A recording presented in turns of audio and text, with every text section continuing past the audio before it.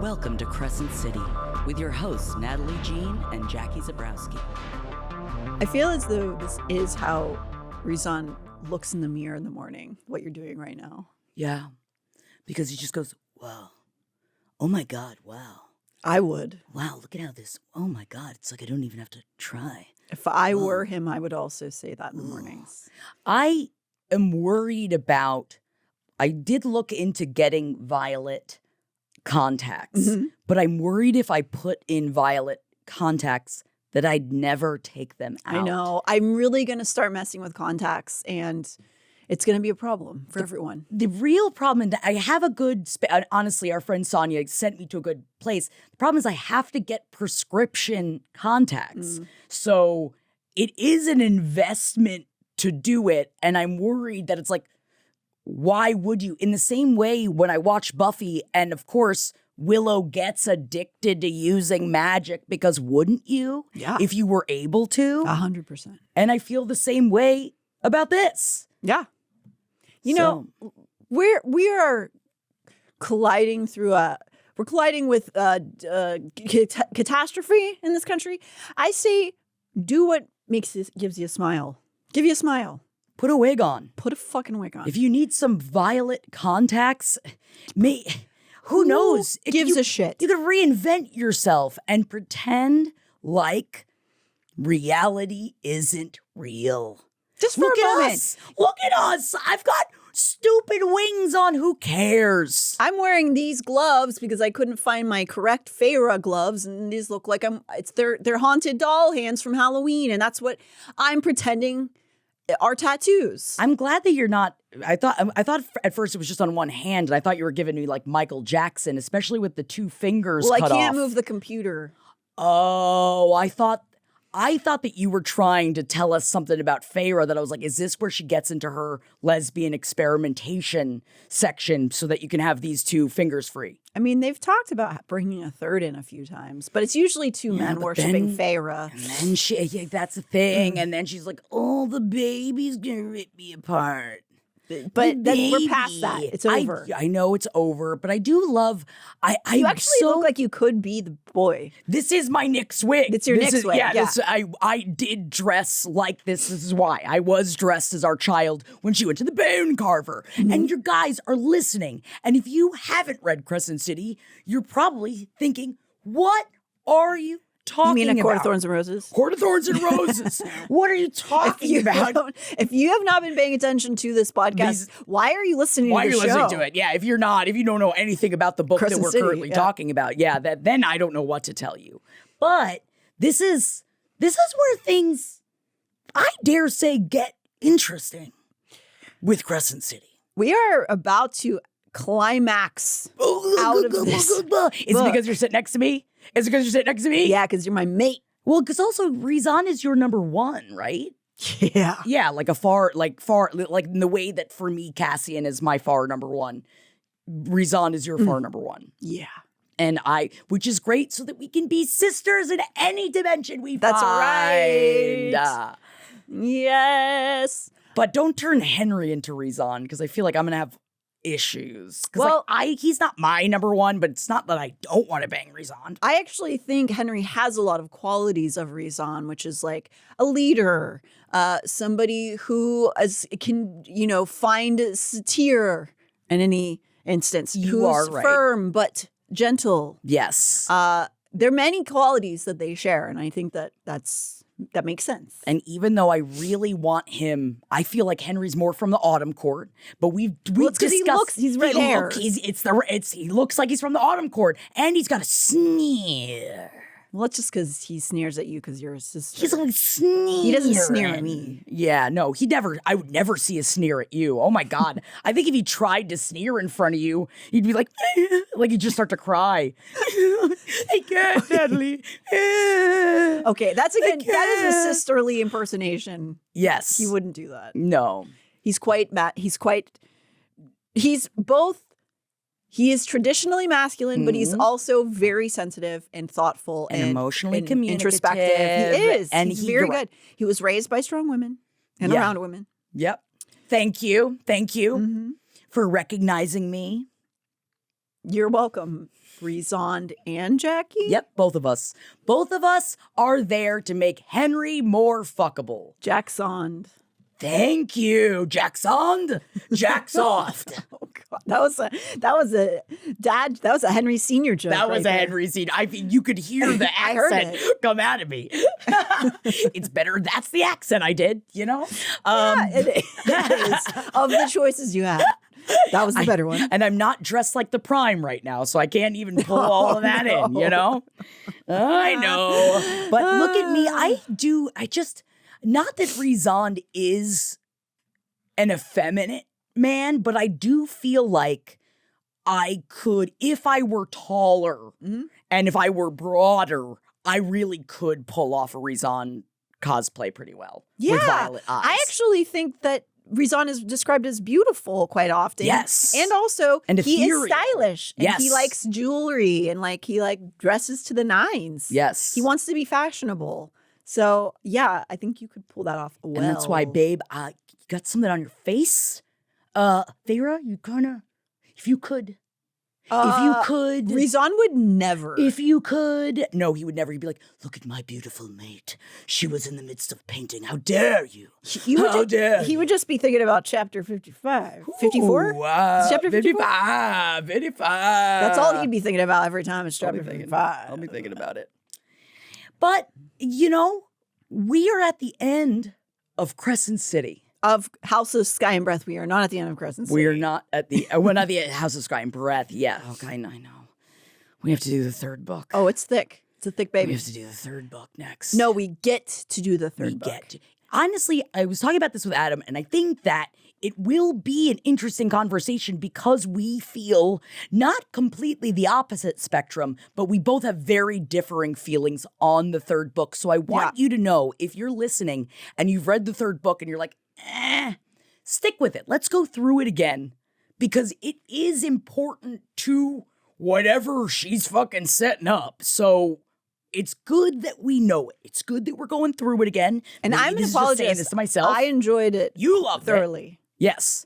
And we will be going through, and it's not that I hated it either. It's just that reading it again seems like I'm looking at a big mountain. It's a lot of, it is a plot thick situation. She has a lot of different it's a string theory. There's stuff everywhere. She is standing in front of that board. And I love that kind of shit. I'm a Stephen King girly through and through, and he takes his time and makes things very complicated and overly long. And I like that. Which is why, though, I think I'm going to like Crescent City, the third book, more the second time around because I did read it so fast, so furiously, and I said family, and then I opened up a Corona. And then you went on the new roller coaster at Universal Studios. And I was like, that is fast. But then I came back from being Vin Diesel, and I'm recognizing that I think going through it again and recognizing more of what she's aligning in it, I think is going to make me like it more. I do think you have to enjoy rereading books to enjoy it. I do think that because it is a lot. There's too much. And I do enjoy rereading books. And I also read slower because I just am not a fast reader. I just think a lot and I think about things. I've always said that about you. It's like Natalie, she can barely keep up a conversation. It's because she's always thinking. And that's why I don't know a lot of different words because I am filled with just thinking about each word I learn. So that's a lot of time. Natalie, you're very smart. You are very smart. You write these episodes every week. I do. I know. I do. I don't do a single AI I don't.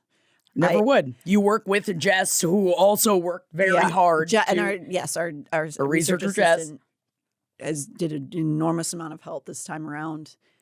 And I'm thankful for that. And also, since this is our last episode of this book, I should say at the top, we're going to take just a couple weeks break after we finish this before we start the third book. And we will be returning with an entirely new layout. We're making some switches in the LPN studios. It's very exciting.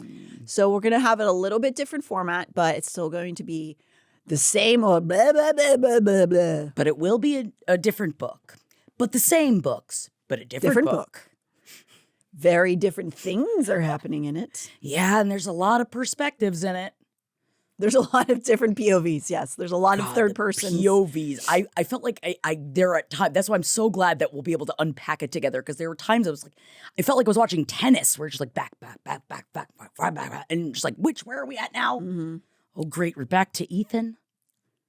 Yeah, I'm gonna maybe would be a good idea for me You to want to skip actually the Ethan chapters? list.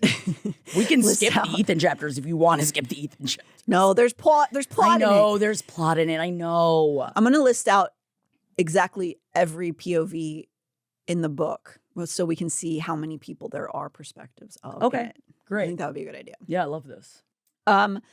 So this is the last episode of this book, and we left Bryce falling through a wormhole. She keeps on falling into wormholes. Isn't that one of your sexual awakenings? Alicia Keys? Oh, wait, that's Alicia Keys. I was thinking that was Yeah, En I'm Vogue sure, for some reason. I thought you were singing En Vogue. Oh, I mean, it does. In Vogue. Ooh. Don't let go. I never did. That's scary. That's scary. A little bit. But romantic? We last left, I guess in that way where like it's romantic if you're the kind of person who thinks it's romantic when a guy just like stands outside your window. I don't. Some people do. It depends on the guy. Say anything. I will never, you will never get me to hate on that movie. I love that movie so much. That's what I'm saying. It really depends. Like if it's Lloyd Dobler, Lloyd Dobler doesn't mean anything negative or wrong by what he's doing. He just loves and he doesn't know what else to do. It's true. Sorry. We last Lloyd Dobler. I love a Lloyd. Oh my God, are you kidding me? And Ione Skye, get out of here. All right, we're not talking about that. And John Mahoney, come on with the tax. Oh, the tax fraud. That is technically an incredibly interesting thing It's to a great put in a movie. teen romance. Is her father is a criminal. Spoiler. It's a great movie. Great movie. Top to bottom. We last left Bryce falling across a space-time continuum. Okay, you're right. Shit has gone awry, but also in the moment, a new plan was formed from the inner circle, the team, fuck you. Baxian seems to be on their side. The Hind is a mystery. We don't know who's players in which games. Everybody's playing chess on a checkers board. We don't know what's happening. Whoa. We're about to find out what fate is in store for all of these players in the final section of House of Sky and Breath. Chapter 77 doesn't start out sounding very hopeful. Hunt is bound and gagged in Gorsian stone. Rune and Baxian have also received this treatment and were with Hunt's thoughts as they are led back to the throne room from the hallways from whence they came, where Bryce has disappeared, her whereabouts unknown to them now. The archway's portal is gone along with her. Only the destroyed hallway around it gives any evidence of the scene that has just played out. Don't make me read it again, Natalie. No, don't make me read it again, Natalie. Don't. His lightning stores have been utterly depleted, empowering Bryce to what they all pray is hell. I feel like I'm being sent back to the torture chamber. Like I feel like I get Hunt in this situation. No, it's horrible. And I feel like right now, Natalie, you're forcing us back into the torture chambers. I am. You're doing this to us. But you did consent to listen to this, so that's on you, boo. So we're all go down together. Yep, we're going down. So they are completely imprisoned. They can't use magic. Hunt sees the Hind walking freely beside Rigelus'd, the two of them speaking to one another. So either the Hind has been playing all of them, including Rune, or has somehow managed to continue to fool the Asteri. We don't know yet. He holds on to his hope that Bryce will return with Hell's armies and holds her lingering scent in his heart as he's pushed to his knees before Rigelus'd. He hopes that Bryce frees their people, but doesn't think that he or Rune will be there to see it. Go ahead, Hammer, Rigelus'd said, smiling at Hunt. cold death in his ageless eyes. Hunt could feel Rune and Baxian watching in muted horror. Hunt bowed over his knees, waiting for the blow to his neck. He thinks of Bryce in these last moments, but the death blow doesn't come. Instead, a grinning Pollux grips his head as a calm Rigelus approaches him and stands above him.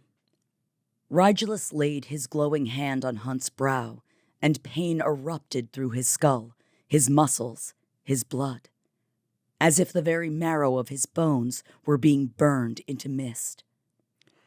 Hunt screams in pain and fury as the halo etches across his brow. No! I was going to dress as Hunt today, but I couldn't do it because I didn't want to put it on. I didn't want to put the tattoo on my head. No, it's not fair. The halo goes across his brow, each thorn stabbing through his skull as if real. He feels his power, his autonomy pour out of him, his body once again serving a master. Hunt screamed again, and as darkness swept in to claim him, he wondered if that soul scream, not the halo, was what Rigelus wanted. If the Asteri believed the sound of his suffering might carry through the gate and into hell itself, where Bryce could hear him, then Hunt knew nothing at all. Great. So that's how that part ends in this book. Natalie, why are you doing this to us? I don't know why I'm doing and this. I know that it's SJM doing this to us, and I know that plot has to happen and that not every book is a happily ever after, and I know that. But I hate that. I hate it. But I hate that. But I and hate I'm becoming the kind of bitch that's like, I love to be destroyed by a book. I do. I love it. But recently, I've been reading a lot more happily ever afters. I tell you what, because I'm so fragile. That's why there's fragile. a section, our friends at the Ripped Bodice, they have a section in their bookstore that does not have happy ending. A warning for you, which is very helpful in these trying times. Yes. It's just, sometimes it's like, I just need to read about love. Can it just be about love? And then the problem is that they can't be together and then they're together. And maybe one of them is a minotaur and he's got to get milked or something. And it's just like, the big beads of the pre-cum. Like, if I could just think about it. Cum's coming out of your ears. You have a mind sex. Oh, God. So now. But also check out, Romantasy Deep Dives, because we will be talking about some other happily ever after stuff pretty soon. Oh, yeah. We're going to have some other content coming. Yeah. Follow us on TikTok and Instagram, please. Romantasy Deep Dives.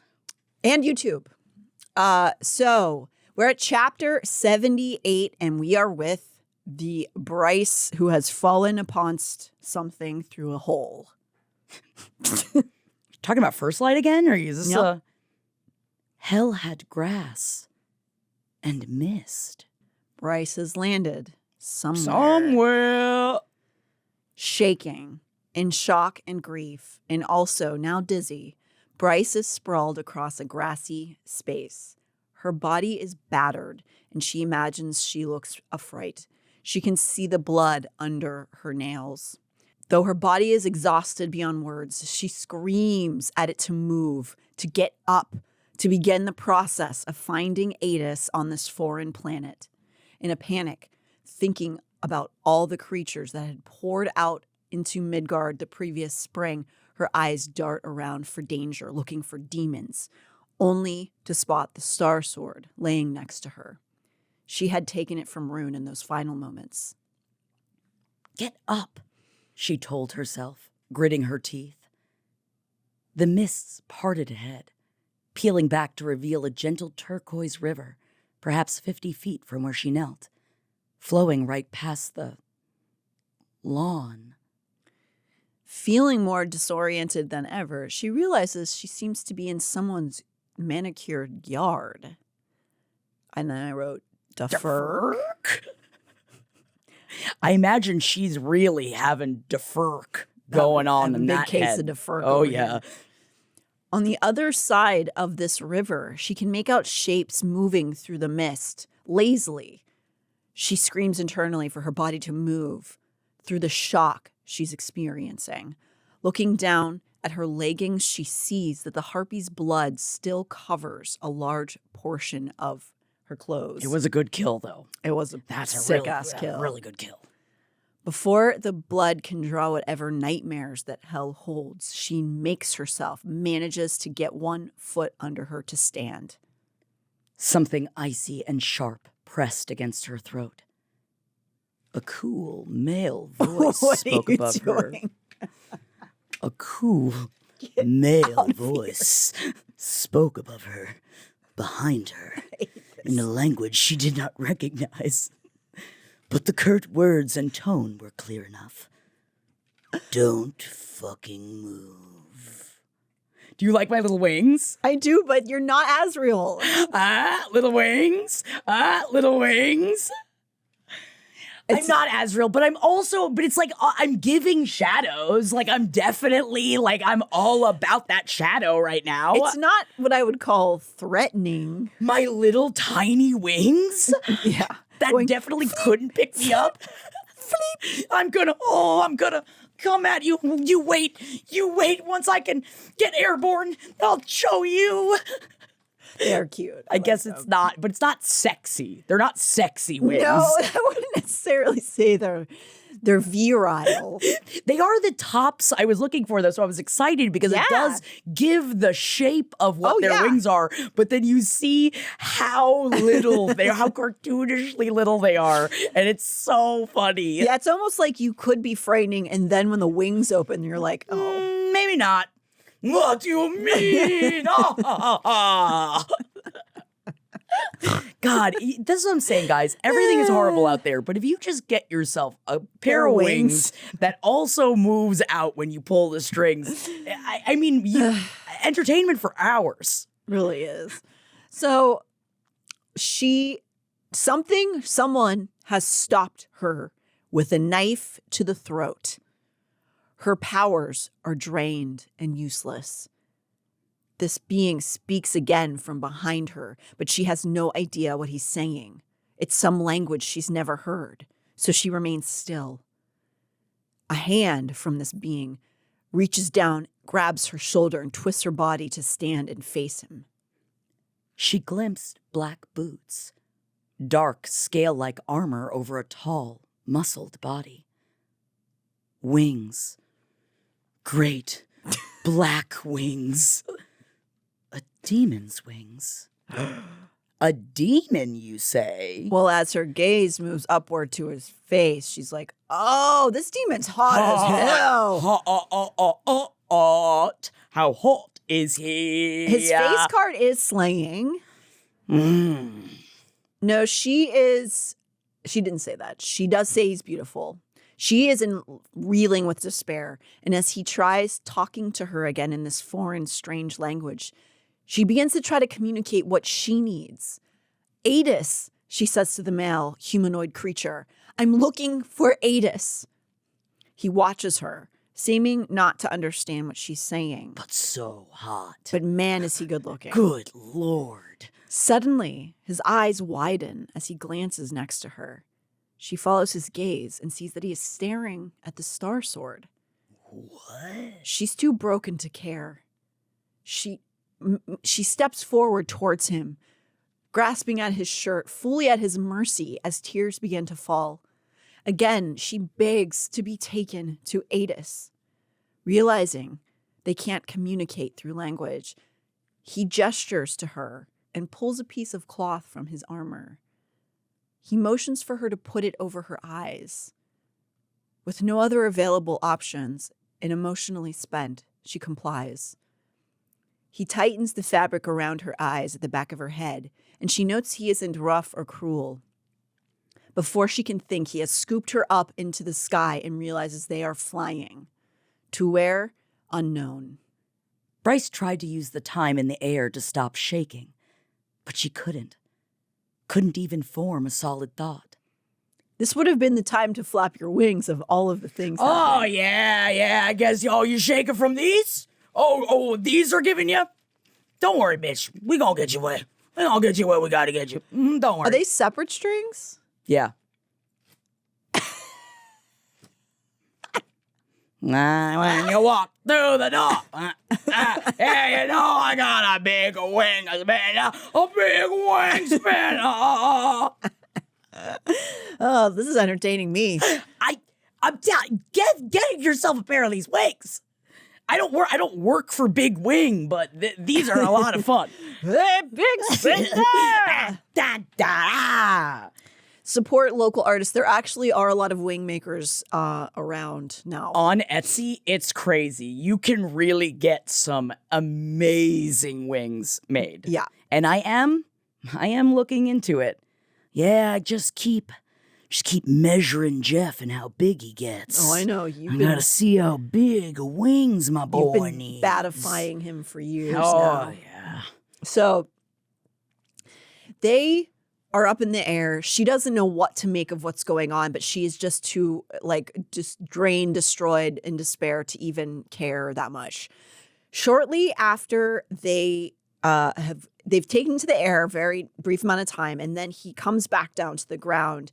And though she's still blindfolded, she can tell they're entering some kind of domicile. He speaks and goes to put her down, but not knowing what he says, she loses her footing. He caught her and sighed. She could have sworn he sounded exasperated. He gave no warning as he hauled her over a shoulder and trampled down a set of stairs before entering somewhere nice-smelling. Roses? Bread? Paint? I like that you combine trampled and tromped to one word. Trampled. Yeah, he trampled I liked it. down I the think you stairs. should keep it in. It's nice. Trampled down the stairs. I like it. Yeah, it's because he's big. Oh, he's clomping around. Except he's not. He's also live. Very live. He's so big. Yep. See, this is really, oh God, the second I get back into the ACOTAR where I'm just, sorry, oops, but I'm just, and then I start thinking about those big old boys. It's big old bad boys. Oh, God. She tries to process this. Is hell, nice? Is this some kind of illusion? Has she gone mad? He leads her towards what turns out to be a couch of some sort, a comfortable one. When he begins speaking, she tries to tell him that she doesn't speak hell's language and again attempts to convey that she needs to see the prince of the pit. Her heart twists as she thinks of Hunt, imagines she will never see her mate again. Sorrow threatens to overwhelm her. Sobbing, she rips off the blindfold in frustration and pleads with the male to help her. He only watches her, but then she is distracted by the space they're occupying. Dark oak wood floors and furniture, rich velvet fabrics, a crackling fire, books on the shelves lining one wall, a cart of liquor in crystal decanters beside the black marble fireplace, and through the archway beyond the winged mail, a foyer and a dining room. Its style could have fit in with her father's study, with Jessica's gallery. Or the motherfucking night court. Take me back. Cautiously, she asks him what part of hell this is. Finally, he at least answers with an acknowledgement of her words. Hell? He seems to ask. Yes, she says and begins to rattle onto him, trying to get him to understand what she needs. He only shakes his head in confusion. But before she can try anything else, she hears the sound of others entering the house and rushing towards the room they're in. Oh. Sorry. You okay? I'm sorry, the water went down the wrong pipe. Huh?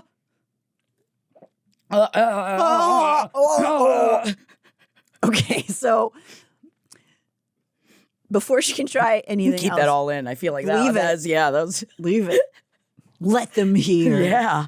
So before she can try, she hears people rushing towards the room. God, I would love to hear his perspective of how hot Bryce is. Like, it's like, I mean, you wouldn't from him, but You know he's thinking. you right? know he thinking it though.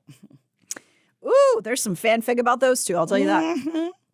So She stares at this new group of people who enter through the same doorway, mouth agape. There's a small one in the group who reminds her of Fury and is certainly Fae.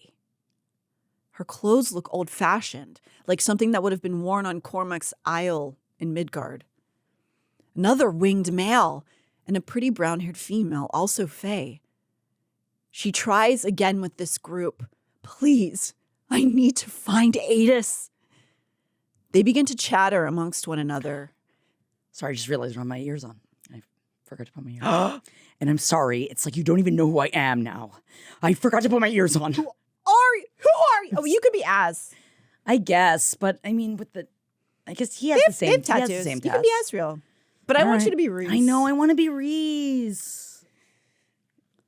James, can you just have ears hovering on the entire episode? Please. That would be awesome. Thank you. Or else I'm not the character. So they begin to speak to one another again in this language she doesn't understand, not seeming to understand her either. Bryce swallowed hard. She knew only one other language. Her heart thundered. Bryce said in the ancient language of the Fae, of the Starborn. Business word. Oh my God. Is she a royal? Oh, wow. Do you want me to translate it? Yeah. Is this world hell? I need to see Prince Adis. This petite. The petite, dark-haired female staggered Oh, back. sorry. That was your. How dare you, Natalie? Now I'm confused. Is it because we're in an upside-down world? Yes, Is it because we're in a different place right now? I Which know. one is who? And I am he. And we are she. We are all together, huh? The petite, dark-haired female staggered back, a hand to her mouth. The others gaped, as if the small female's shock was a rare occurrence. The female eyed the Starsword then. She looks at the male who brought her here and gives him some kind of signal. Like, that could be it. Because she's fuckable. Methinks that person already has a mate. Methinks that they are thinking about other things while she speaks in the ancient language. The male pulls out the sword he's been carrying, the male who brought Bryce to this room, and Bryce gasps. His dagger looks almost the twin to the Starsword. It was its twin. The Starsword began to hum within its sheath, glittering white light leaking from where leather met the dark hilt. The dagger. You got to make the sounds of the swords. Sure. Yep. Good. Perfect. That's how you know that they were siblings. Because of the sounds of They their go, "You past. shut up. Yeah, You shut up. Stop touching me. Stop touching me. Stop touching me. Shut up. I hate you. He drops. Siblings. So it begins to react to the other sword. And this male, this one who brought Bryce to the room, panics. He drops the sword, almost as if it's hot. The group of people seems stunned. One of them points to the Starsword and gasps, Gwydion. They seems to know it, somehow. What the F is going on? Bryce turns to the small Fae female and speaks to her in the old language. She asks the female if this is hell. The Fae simply answers back that no one has spoken that language in 15,000 years.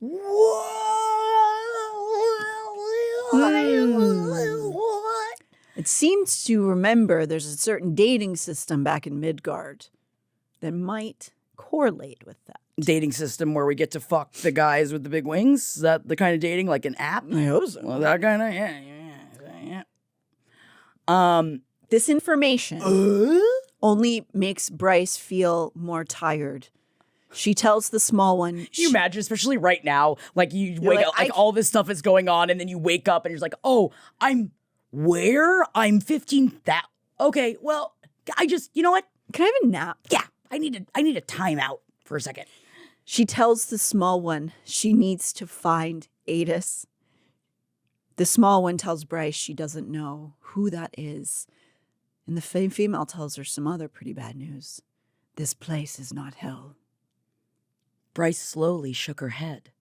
Then where am I? She surveyed the silent others, the winged males and the other fey female, who stared coolly. What world is this? You and our bitch, you and our bitch, and she gonna paint ya, I'm gonna kiss ya, she's gonna paint ya, I won't kiss ya, but we will provide some help. Maybe. I think if she heard that as the response, she would just like run into the river and be like, I can't. I can't. Oh God, is it an only singing world? Is that why they can't understand me? Then the door opens again and another couple bursts through the doorway. Another brown-haired fey female steps in. She's dressed in casual clothing and covered in paint. Tattoos are on her hands and arms below the loose tunic she wears. The winged, dark-haired male who stepped in behind her. Bryce gasped. Rune? The male blinked. His eyes were the same shade of violet blue as Rune's. His short hair the same gleaming black. This male's skin was browner, but the face, the posture, it was her brother's. His ears were pointed too, though he also possessed those leathery wings like the other two males. Looks like Rune, huh? Okay. Yeah. So I guess she doesn't want to kiss him, so that's good. Yeah, that is good. Don't get that vibe from him. It's my boy. This is why we're reading Crescent City. This is why we're doing this show, is because of this and because of where, like, that's the thing. The third book is not my favorite, but I like what it's doing and the forward movement from the other story. Like, I like where this is going. I do too. And there are some people who absolutely despise that's happening that way. Hate it. But not me. I like that the world's coming together. I like it. I like it. I do too. These two new people, they take in this scene in front of them. The male looks her over, then looks at the sword, and then right into her eyes. She is taken aback that the literal stars seem to be in his pupils. Do you see him, Natalie? Do you see him? There's Oprah. Ew. Get Oprah out of Blake there. Lively. We don't want her in No, there. I don't want any of these people. No, but it's right next to Ryan Reynolds. So you can see it right behind if you go underneath over there. Get him out of there. Yeah, Tom Hanks is up over I here, don't know but how I I like, feel feel about like any of them. he's kind of caught like the back of my eye. What about, can you just have Chet in there? Is he a star? Not for the ways he wants to be. But Chet's in there too. Okay. Yeah. Too beside herself with weariness and sorrow to fight, she begins to weep, stumbling over her words. Midgard, her mate, she can't find, she needs help. I don't know what you're saying, girl. I don't know what you're saying. Weekly, she begs, pleads for them to help her. But what does she do monthly? We gotta get through this. Weekly. I got it. No, I got it. I like disappointing you, Natalie. It is my favorite. Good. Well, you're really good at it. Thank you. It's almost like we're making a whole career out of it. The Fae who looks like Fury. I forgot I had to keep talking. The Fae who looks like Fury speaks to the others, becoming the impromptu translator. She turns and tells Bryce, the one with the tattoos, the female, wants to know her name. Bryce glanced from the tattooed female to the beautiful male at her side. They both possessed an air of quiet, gentle authority. The others all seemed to wait for their cues. So Bryce addressed the two of them as she lifted her chin. My name is Bryce Quinlan. And we're mommy and daddy. and mommy and daddy do love new babies. The male stepped forward, tucking in his wings. Opposite. I'm tucking in my wings. Yeah. He smiled slightly and said in the old language, in a voice like glorious night, Hello, Bryce Quinlan. My name is Rigelus'd.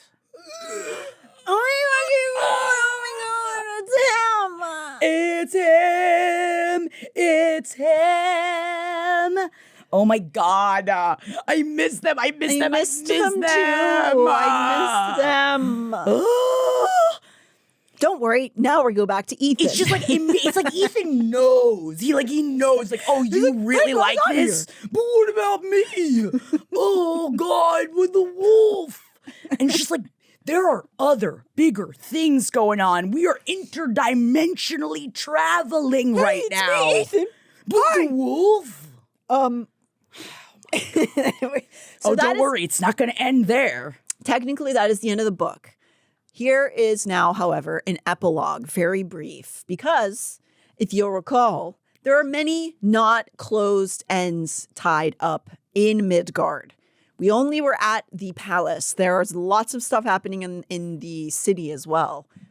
So now we are with Ethan, who we last left in Lunathian, where he had told Hypaxia that he could not join them on their mission, and where he is seeking out the captured Fenrir heir sold into slavery to the astronomer. He stands outside in a raging storm in front of the astronomer's building. He has been waiting there for a time to see if any movement occurs around the building. Most people seem to have hunkered down for this storm. Has the astronomer been taken in for questioning, or is he just simply doing the same? Something moved in the shadows far down the alley, beyond the neon glow of the signs above the tattoo parlors and bars. Swift and hulking, and he sniffed the air. Even with the rain, he knew that scent, knew the golden eyes that glowed in the rainy darkness. It's friggin' Amelie Ravenscroft. That B-word. It's like, can't Sabine claw your eyes out or something? Like, go at each other. Sissy punchathon or some shit. Oh no, not the sissy punchathon again. Put him in the ring. So she is appearing there in the shadows, and it seems as though she was either following Ethan or was sent by Sabine to scope out this alleged Fenrir and maybe do away with her. Because now Sabine has figured out that this Fenrir, who she apparently knew about but thought had died or disappeared forever, is not so died or disappeared. Oh no. He growls and she slinks away, I guess because he's got his alphas out. He tries to figure out, oh no, okay, this is a problem. Now that I've revealed this fact, there is going to be immediate danger for this Fae who's entrapped in this case 24/7. They're going to have people casing the building all the time. It's almost like I didn't think about it. He did not think all. about it very well. It was not the best kind of thinking he could have thought. And all the other smarter people were busier doing other things. So nobody could be like, hey, bud, what you doing over there? Yeah. Maybe now's not a good time. Unfortunately. So he is now in a place where he's like, I got to convince my friends to come take shifts to watch over this wolf. And just, I know, hold back. And just as he's thinking this over very hard. Oh, are they all like getting tortured or like taken? Wait. There's gotta watch the wolf. Yeah, don't forget. Yeah, he's got the whole frat house that he could pull from. His phone rings, which he is sat nearby him. Seeing that it's Flynn, he picks it up and is about to ask him for this massive favor when he hears the tone in his voice. He stilled. What is it? Flynn's breathing turned harsh. I know it's serious. It's so hard to do his voice. Flynn. Flynn. Oh, That's what he sounds like, Natalie. It's serious, but that's what he sounds like. And he should think about that. Maybe he should think about cleaning up whatever himbo accent you got coming out of there. Ethan's body freezes in horror of awaiting what news Flynn has to bring, reliving the moment from 3 years prior, sure that all of his friends have died once again. But we, the reader, know it's not that simple. No. As Flynn tries to explain it to a growingly confused Ethan, Flynn tells him he needs to come back to the house so they can talk. "We need you," Flynn said, and his voice was full of an authority that people outside the Ox rarely heard. "We're friends now, Wolf. Get your furry ass over here." Ethan peered toward the towering doors, felt himself being pulled apart by Erd herself. After a moment, he tells Flynn he'll be there in 15 minutes. Ethan has made a decision. In moments, he's in front of the astronomer's door. Moments later, he's ripped the door from its hinges. He's decided that if the old fuck is in there, he'll just tear him apart. He stomps over to the wolf's tub. "Wake up. His words were a low growl. We're going." The mystic didn't respond, lost to wherever her mind took her. He tells her he knows that she can hear him and that they have to leave. He has only moments until someone's like, "Oh, what happened to this door?" "Please," he said softly, head bowing. "My friends need me. My pack needs me." That's what they'd become. He'd lost his brother's pack, the pack that would have one day been his. But this one, he wouldn't lose it, would fight until the bitter end to protect it. "Please," Ethan whispered, voice breaking. Her hand twitched, the water rippling. Ethan's breath caught in his throat. Her brow furrowed. The feeds on her tank began blaring and beeping, flashing red. The hair on Ethan's arms rose. And then, lids fluttering, like the Alpha fought for every inch toward awakening, the lost Fendir heir opened her eyes. Whoa, it's like the end of that one Twilight movie. What? Where he waits for the eggs and wants to bang the baby when she grows up? After that! You mean the new book where he waits for her to grow up and then he waits and he's like, "Is she 18 yet? Is she 18 yet? Can I have sex with it yet?" Countdown like the Olsen twins style. Oh, yay! No, that's not what we're talking about here. No, that's not what we're talking about here. But what we are talking about is the end of this book. And there was a lot. That is a conclusion on House of Sky and Breath. We have many things going on. What will happen to Hunt, Rune, and Baxian? What's going to happen? They've been enslaved again. And now Bryce is in the Night Court, I think. She didn't get to hell. What's going to happen to her? And now Ethan has caused another kind of problem. He's making more problems. There's a lot going on there already, and now he's bringing another 7th or 8th problem into the situation. However, maybe it's what Erd wanted. But also, isn't it beautiful that they found Bryce on the lawn in their place where people usually shouldn't be able to find? And I like that they didn't, even though he did blindfold her, which I thought was a good thought, because he's always thinking he's our shadow daddy I like forever. to think he has the blindfold in there for other reasons. Yeah, when he's teaching, when he's got to be teaching, quiiiiiite. But I am, they don't immediately attack her. And I think that also goes to say a lot about them. They miss their world. I do too. I'm excited. I know that we're going to be getting ACOTAR 6 soon. Yeah. And I know that we will go into that book when it have to. drops. We simply must. I think it drops this year. It was slated for this year. We'll see. We will see. Things have been quiet on the front. Yeah, but things are going to be quiet here just for a little bit. We'll be back to you so soon with book 3 of Crescent City.